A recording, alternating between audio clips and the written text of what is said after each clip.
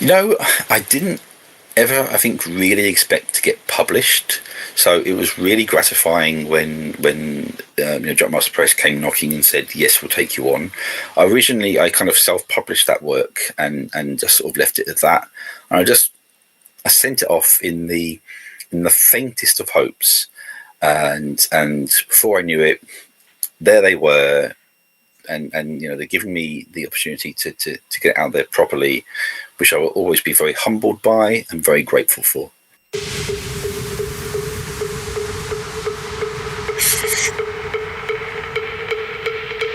Ladies and gentlemen, boys and girls, babies in their diapers, welcome to the Tiberius Show with your host, Tiberius Boy. That's me, Tiberius. And welcome to the Tiberius Show today. And I'm your host, Tiberius Boy. And as always, we're looking at various jobs and how they affect the world around us. Today's guest is going to be very interesting. We're going to talk to a bathroom designer. Do we even know what that job entails? Well, I have no idea, but you know what? Let's just talk to this guy and find out. Let me introduce our next guest, the one, the only, the amazing Ben Berwick. Hello! Welcome to England, sort of. Well, thank you for being on the show. Okay, so... My pleasure. Absolute pleasure. You are listed as a bathroom designer. So, can you explain to my listeners exactly what does it mean? So I basically go into a showroom where I spend most of my life, or so it feels, and I will get customers' measurements and just plug them into a bit of software, they call it CAD software, whatever that means. And yeah, I just guide customers through the wonderful world of a brand new bathroom. And I try not to kind of cry in the corner whilst I do it, really. It's not the most exciting or glamorous thing in the world. But on the other hand, you can get some interesting designs, some really crazy, chaotic rooms. And you have to manage customer expectations, which is definitely not the easiest thing in the world. No, it's not. So what got you interested in working in this field? I mean, did you always like cleaning a bathroom? I kind of fell into it because I think I'm good with people. I've done retail sales in some way, shape, or form for 18 years. So as much as sometimes I can't stand people, I've had to work with people for a very long time. I've sold bathrooms for quite a few years, 5 years, but I've also sold sofas, I've sold computers, I've sold office chairs. So that side of things I kind of like, apart from having to deal with the British public, which brings a lot of stress. But other than that, it's a wage, it's money. So yeah. So why did you select bathrooms instead of kitchens or like a living room? I think bathrooms are more interesting, as well as it sounds. It sounds boring, doesn't it? Bathrooms. But on the other hand, you've got a lot of things that people don't think about. So you've got to think about exactly where the toilet can go, because it can't go in the same place in every house, and that affects everything else. Some customers, they'll say, I want to have a massive bath, a massive shower, a massive, great big vanity unit, and they want all of that in a room the size of a little tiny understairs cloakroom. And you just have to kind of look at them and say, you have no concept of space. But you've got to say that in such a way which is polite and friendly, and get them to understand, no, we can't work miracles. This isn't a TARDIS, but we'll give you what we can. And I kind of like that, because believe it or not, designing bathrooms, you can actually say no to people. You can say no to customers, which you can't always get away with. And that's quite satisfying. So Ben, what are some of the coolest features that you've added to a bathroom?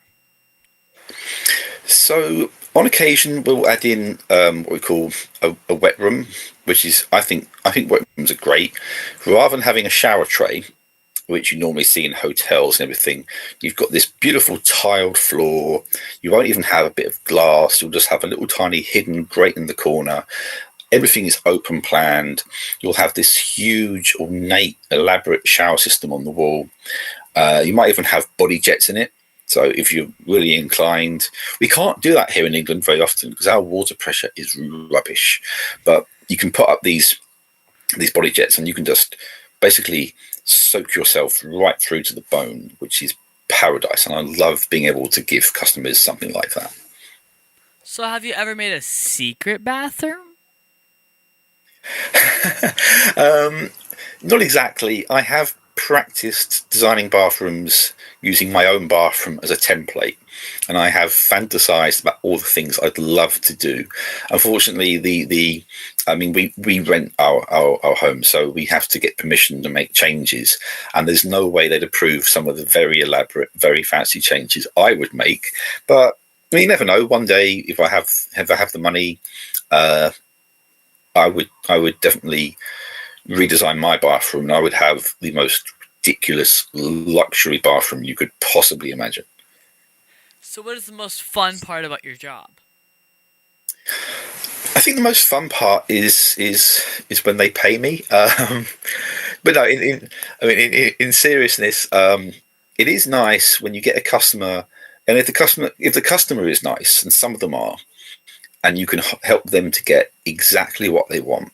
And they're so happy, they're so pleased that the design you've done on the computer becomes exactly what they've got on their house. And they'll come in full of praise. They might even bring you biscuits. It's just absolutely wonderful to kind of see that and to know that you've actually helped them in a real sort of meaningful way. So what's the hardest part about designing a bathroom? It is probably, with what I do, it's probably overcoming the cost for some customers. I mean, that and the actual design itself sometimes. As I say, sometimes people think they can get away with a lot more than they can actually have. Some people don't understand that you can't have everything crammed into a small space. As much as it would be great, you can't do it. And other people are like, oh, is it going to cost that much? Well, you're ripping down walls, you're ripping up plumbing. It's not always cheap. So it's just trying to get people past some of those expectations. Now, here seems like a good time to take a quick commercial break. Let's hear a word from our sponsors. So you want to make an ad for your company, right? Yeah, Tiberius, you want to help me? Okay, so what's the name of the company? PPWND. PP what? Professional Pressure Washing and Detailing. So you like clean driveways? Yeah, like that. We pressure wash commercial buildings and semi-truck and trailers. So how would someone get a hold of you? They can visit my site at ppwnd.com or call me at 407-900-7793. So I just tell them to call you at 407-900-7793 or visit ppwnd.com? Yeah, Tiberius, you got it. Cut! That's a wrap! Just use that. Oak Ridge Gun Range is a family-oriented shooting range that has been in business for over 30 years. They specialize in basic firearm training and offer numerous services such as consignments, gun trades, gunsmithing, and concealed weapon classes. I even got my training for gun safety at Oak Ridge Gun Range. Great customer service, and firearm safety is what they do best. So find out more at oakridgegunrange.com. And we're back here talking with Ben Berwick. Ben designs bathrooms and writes sci-fi books. Ooh. So Ben, Yes. It says here that you're an author. So how many books have you written? I've written 2 which are published, and they're both published through the very good people at Jumpmaster Press, and they're both sci-fi, as you say. I've got a 3rd book in the works with them, which I can't really go into too much detail on at the moment, and I've got a 3rd part of my trilogy being worked on. And then I've got this really elaborate plan to try and do some kind of weird, huge multiverse thing, which I have no idea if I'm going to be able to pull that off. But at the moment, it's just the 2 books which are physically sort of out there, as it were. So what motivated you to become an author? I mean, it's big, right? Oh, you know what? When I got the contract to kind of get it out there, I was so chuffed because I never really thought it would get that far. And I submitted the original story to a few different places. Most of them ignored me completely, but Jumpmaster Press, they kind of were like, well, they saw something in the story, and they helped me to develop the story, and they polished it. And I mean, that was back in 2022. Now in 2025, not only is that book out there, but so is the sequel, with a third one on the way. And yeah, it was just amazing to get that experience. But as to what motivated me, probably just sci-fi in general. I'm a massive sci-fi nerd. Star Trek, Star Wars, Doctor Who, X-Files, and I just, therefore, it was always going to be sci-fi I was going to write. So as a fellow nerd, you must be a fan of Star Trek and Star Wars, as you just said, but which one's your favorite? There's a question. In my heart of hearts, well, let's put it this way. I grew up watching The Next Generation with my mum. It was my first real exposure to science fiction, and I think that's kind of stuck with me. I mean, I do love Star Wars, I really do, but I will always return to Star Trek as my first sci-fi love. Good, because that's where our name comes from. So, Well, yeah, exactly. Tiberius, exactly. Yep, James Tiberius Kirk. So, how long does it take to write a really good story? So, I started to develop the sequel to my first book almost as soon as the first one was published by Jumpmaster Press. And so that came out in October 2022, between trying to sort of fit the writing in around the day job, and of course just general life stuff. It's been about sort of just shy of about 2.5 years to get the second one published. So I mean, I know some people can churn out. I mean, I think Stephen King can churn out a book in about 3 weeks or something stupid, if not even quicker. But for me, I've got to try and squeeze in. So, I mean, I would say, 2.5 years. Maybe I could do it quicker. It's not that I couldn't. It's just life gets in the way. But thus far, I mean, that's been the sort of time frame that I work to. So, why should a kid in school right now be thinking about growing up and becoming an author or bathroom designer? Well, I mean, I hope they pick author over bathroom designer. But that's not entirely fair, because it's not always, as I say, a bad thing to have some of those skills that come with designing bathrooms. I mean, maths, geometry, etc., etc. But if you're a creative person, if you're a creative soul, and you want to give the world an adventure, there are so many unwritten stories in our hearts, and there's so much, I think, potential in everyone. There's that cliche that everyone has one sort of good book in them, but I genuinely believe that. I think everyone can tell a story, and with the right sort of mentoring and shepherding, I think the key thing is you have to write a story that you like, and if you can enjoy your own work, then other people will. If you hate what you've written, no one else is going to like it. So, but I think if you just keep writing, keep going, hopefully you'll love it. So, do you think it's better reading a paper book or listening to an audiobook? I personally prefer to read a book, because it just kind of sets off the creative juices in my head, and I can picture scenes. But then other people will find it easier to listen to a book, and that's absolutely fine. I don't think there's a right or wrong way to enjoy a book. If you prefer to listen to them, absolutely go for it. It's whatever floats your boat. So, what's the craziest thing that has happened that you've had to deal with in your career? As an author or a bathroom designer? Both. I think what, as an author, I wouldn't say I've had anything crazy to deal with. To be fair, I think it's all been, aside from the fact that my publisher is in America and I'm over here in England, so that makes coordinating things a little bit difficult sometimes. I don't think I've had any problems with that.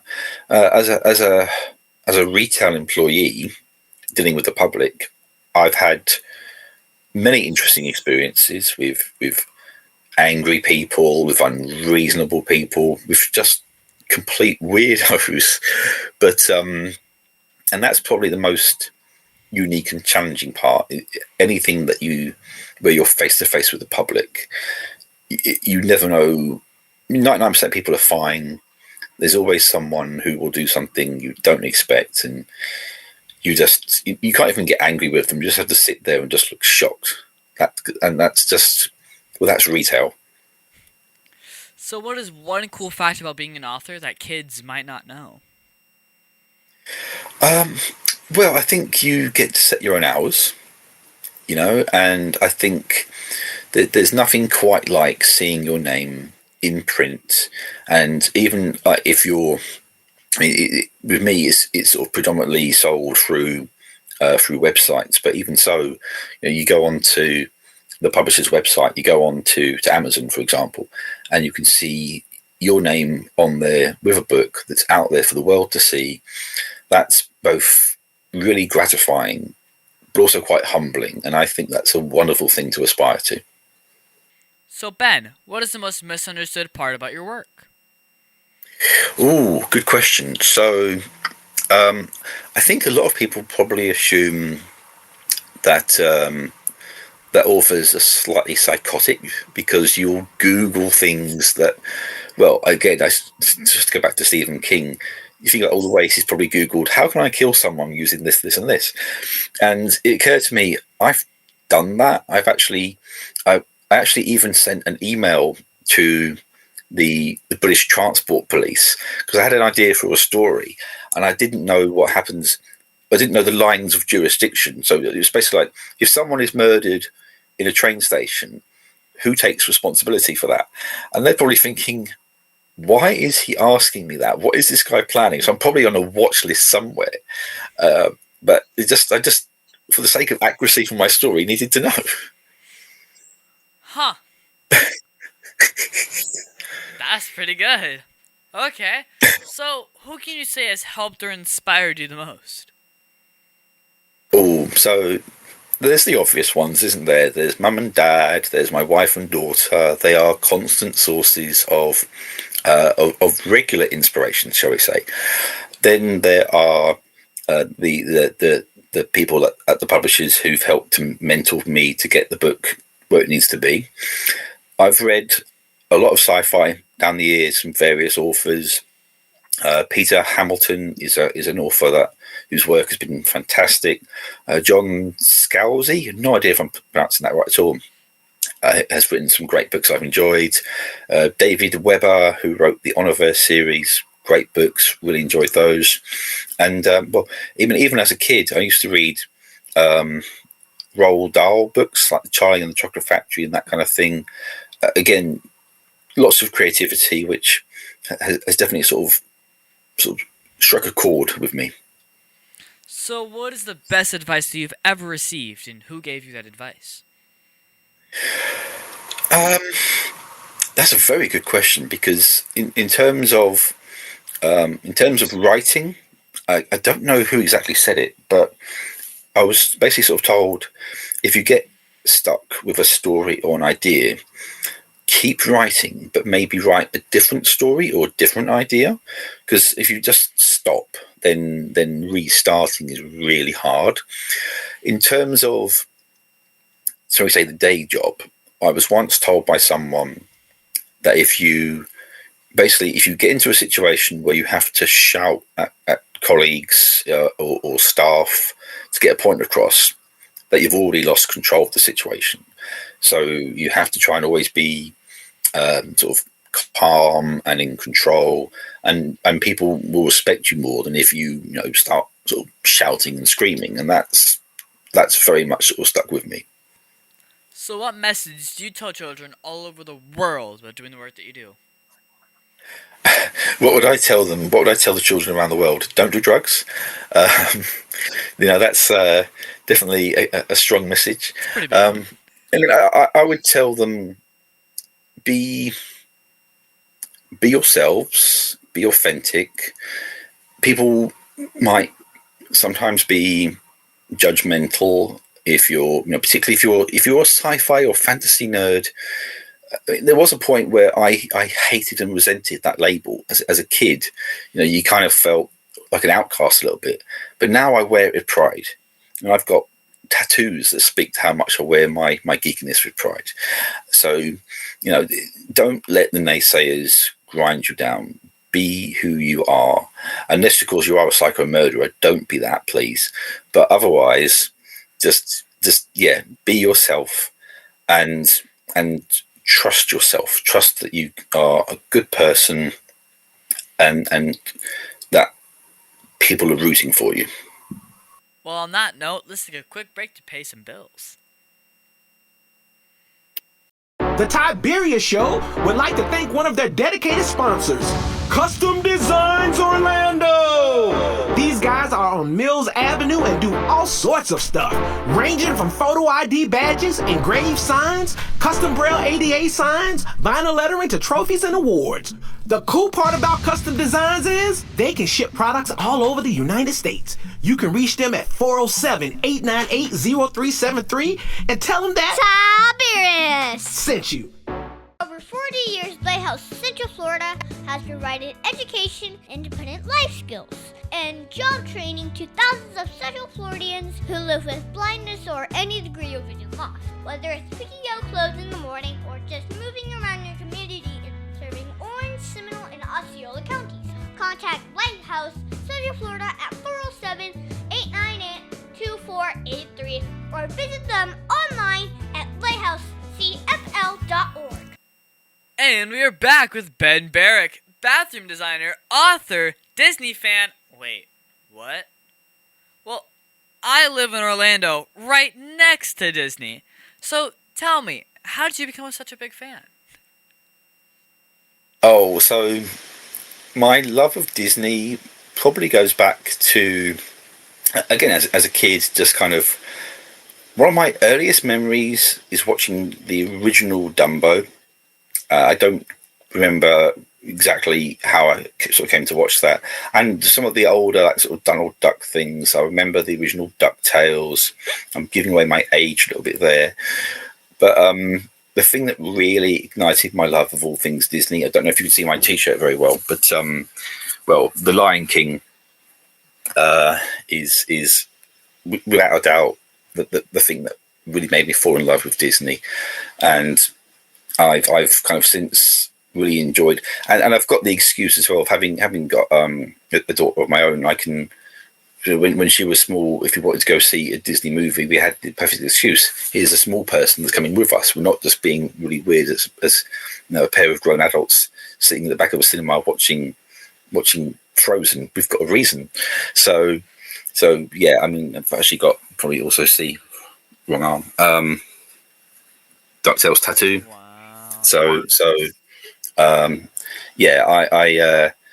I love the new version of that as well. Most things Disney, I just think they have a lot of heart, a lot of soul, and I just love it. So do you base characters in your book on real people that you know? I would say not really. Most of the characters in my book, actually, virtually all the characters in my books are aliens. So thus far, not a lot of humans, and I think I prefer it that way sometimes. So I wouldn't say anyone is in particular based on anyone that I know. That could change. The other projects that I've got in the works that are some human characters, no one sort of specific in mind when I wrote them, but there's probably some subtle influences there that even I don't really recognize. So Ben, what was that one thing that happened in your career that you did not expect? I didn't ever, I think, really expect to get published. So it was really gratifying when Jumpmaster Press came knocking and said, yes, we'll take you on. Originally, I kind of self-published that work and just sort of left it at that. And I sent it off in the faintest of hopes. And before I knew it, there they were. And they're giving me the opportunity to get out there properly, which I will always be very humbled by and very grateful for. So do you think AI has a positive role in your industry, or are you worried it might take over parts of a job and cost people a living? I'm not particularly worried about AI as a bathroom designer. I think in the day job there are possibly ways and means it could work for us. I wouldn't be entirely sure how. That's way above my pay grade. As an author, I think the danger is that you become reliant upon it for story ideas, plot points, and that kind of thing. I'm not against the idea of using it as a bit of reference stuff, but I think as an author you really have to be authentic. You have to write these things yourselves and develop the story yourself. And yeah, it's just the danger is eventually AI will get so good you can't tell it apart from human writing, but I hope the day never comes. Well, if you were to go back in time and give your 14-year-old self advice, what would it be? One of the things would probably be go to the gym more and get in shape, without a doubt. But I think the main thing would be if I could somehow instill in my 14-year-old self the stories that I've written and the ideas that I've got now, then it would be amazing to have started this journey 30 or so years earlier and see where I would be now. But other than that, I think I would tell my 14-year-old self, look, have more faith in yourself and have more trust in yourself and your skills. What was the biggest mistake that you've ever made, and how did it change you as a person?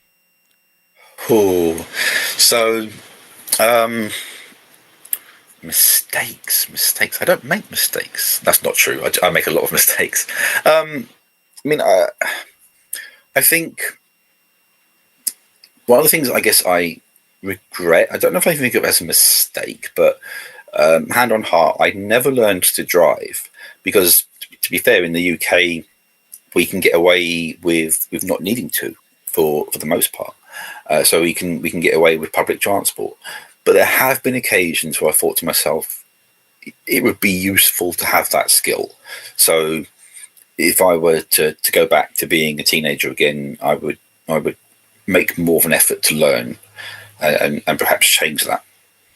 So what do you do for fun when you're not working? I play quite a few video games. I like mostly, I play a mixture of games. So I play some sports games. I'm a big fan of Formula One, so I play a little bit of that. I play a little bit of football games, or soccer, I should say. And I do play some like kind of 4X empire building games as well. There's one on the PlayStation called Stellaris, which I really enjoy. It keeps crashing, which is really annoying. And I play a lot of Mario and Zelda as well. I love the Legend of Zelda series. I think it's the best series of games ever made, and I will die on that hill. So what's your favorite one? I was going to blurt out an answer then, but it wouldn't be true.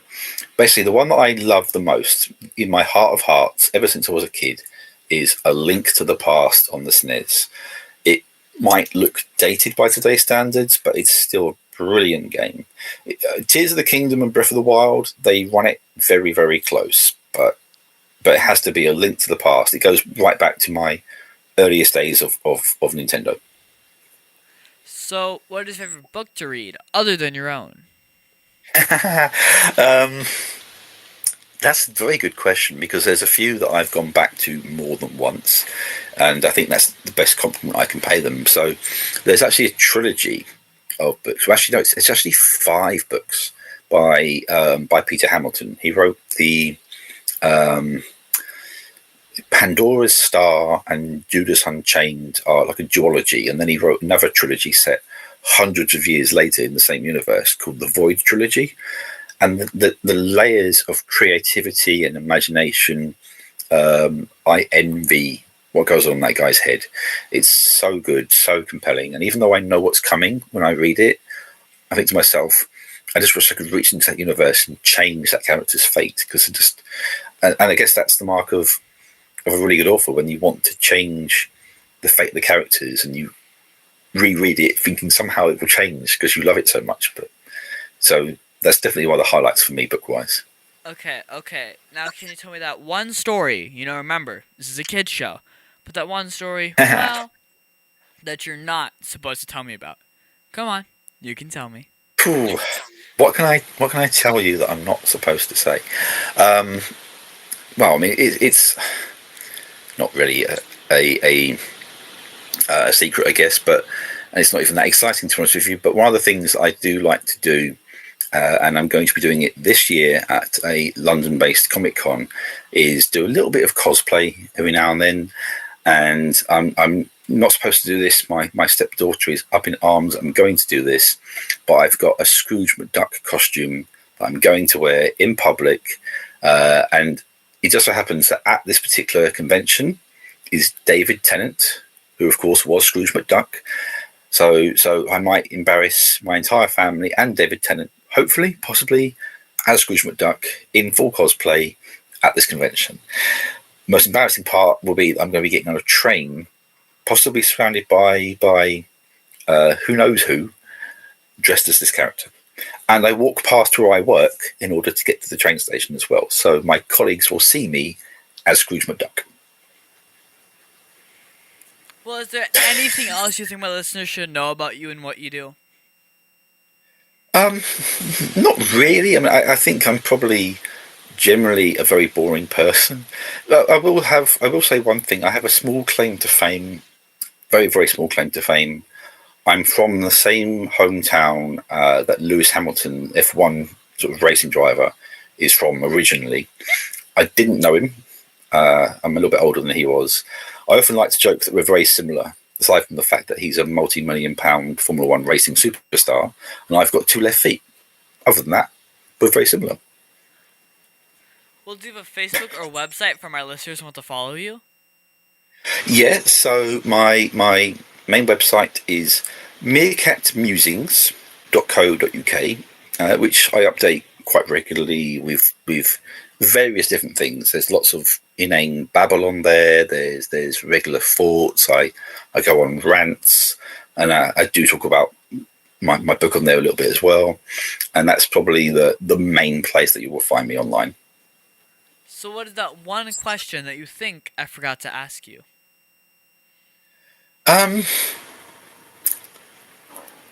That's a very good question, and I actually can't think of an answer to that.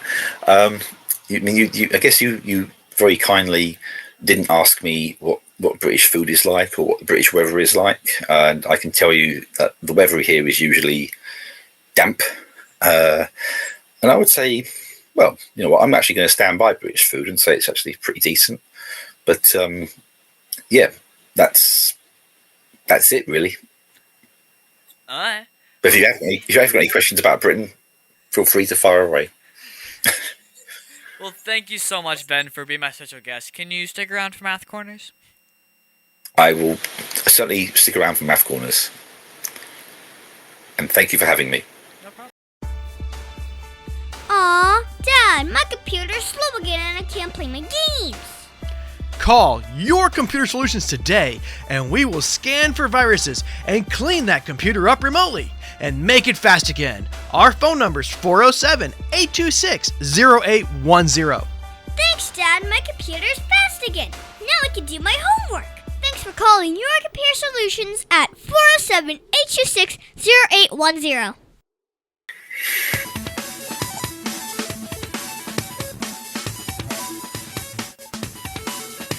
Tiberius' favorite subject, it's Math Corners!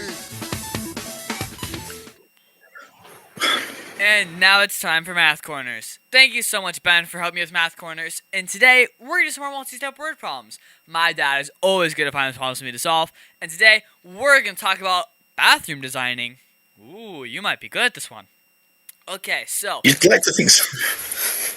a bathroom You'd like to think designer so. is helping a family remodel their master bathroom. The designer wants to install square tiles on the bathroom floor. The floor is 12 feet long and 10 feet wide.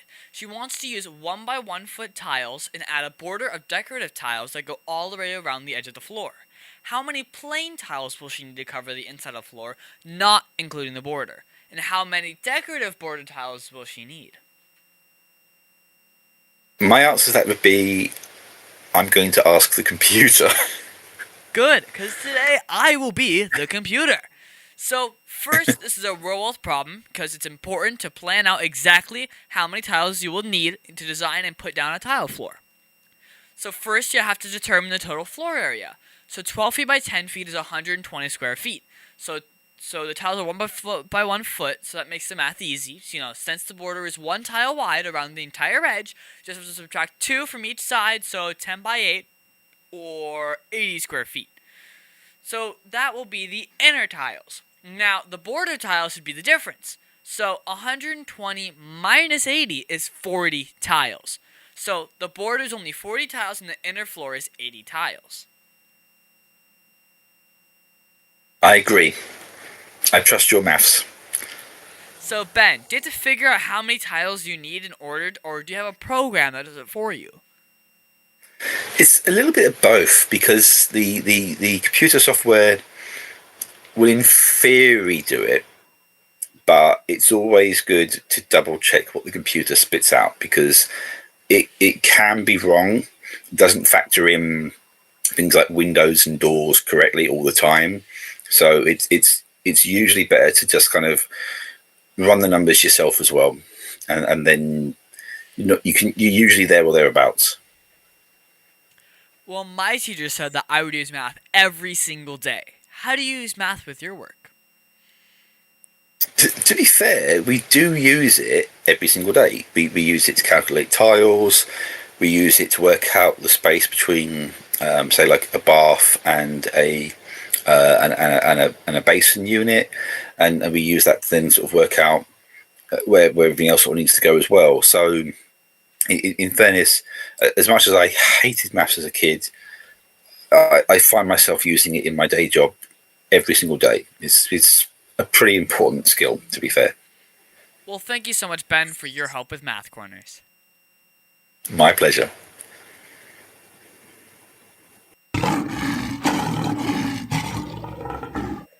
And now it's time for the Heart of a Lion. As you know, we talk about the qualities of living by the Heart of a Lion, which stands for leadership, integrity, obedience, and ability. This week, we're going to talk about leadership. For me, I think leadership is the act of loving what is good, having self-control, and being disciplined. The qualities of leadership are providing guidance and direction, organization, and being a positive influence on others. Well, my dad and I have been on a number of computer jobs together. The other day, we were at a law firm, and one of the ladies had an issue with their battery backup. I told my dad that I could handle it, and as he watched as I went to the car and got a new battery backup while he worked on other stuff, and I turned off our computer, replaced the battery backup, and after, my dad told me that I did a good job and could see that I went through and that he was very busy. Now, he had been checking to ensure everything was okay, and this is leadership while allowing me to solve the problem and double-checking that everything went smoothly. So, Ben, did you see or use leadership at all this week? I have. We've so in my work, I'm actually the assistant manager. So we've recently took on a new starter, and what I have been doing is kind of overseeing what he's doing, making sure that he's doing all the training stuff he needs to do, and just making sure that he understands what's expected of him, how we deal with customers, what the processes are, and encouraging him. I really believe that you need to encourage people. Criticism has its place if it's done constructively, but other than that, if someone is doing well, if they're doing things right, I think reinforce that, encourage people, be positive. No one likes, as they say, a mood hoover. So it's always worthwhile just trying to reinforce the idea that if you're doing something well, tell them that and encourage them. Be positive as a leader, and people will want to follow you. Well, of all of the Heart of Lion virtues, which is the one that you see the most? In the day job, I think it probably is. It probably is leadership, because that's what I have to do a little bit of when the manager's not there. So I think it's the sort of leadership that, as I say, encourages and mentors, and I think that's what I see, and that's what I try to do as well. Well, we should always try to be lion strong in everything we do, shouldn't we? Absolutely, completely agree. And that's our show, folks. I want to thank the one, the only, the amazing Ben Berwick for being on my show.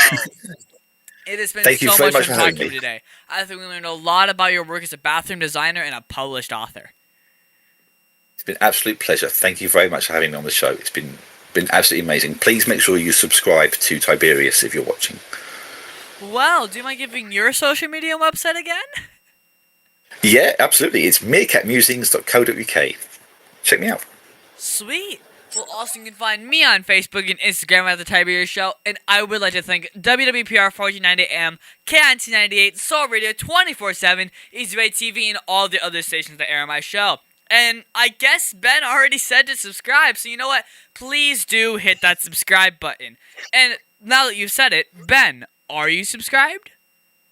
I am indeed. I will be keeping a close watch. Oh, and be sure to leave me a comment if you want to learn more about being a bathroom designer. I answer all the comments myself. And also, be sure to listen to us next on the Tiberius Show with their host, Tiberius Boy.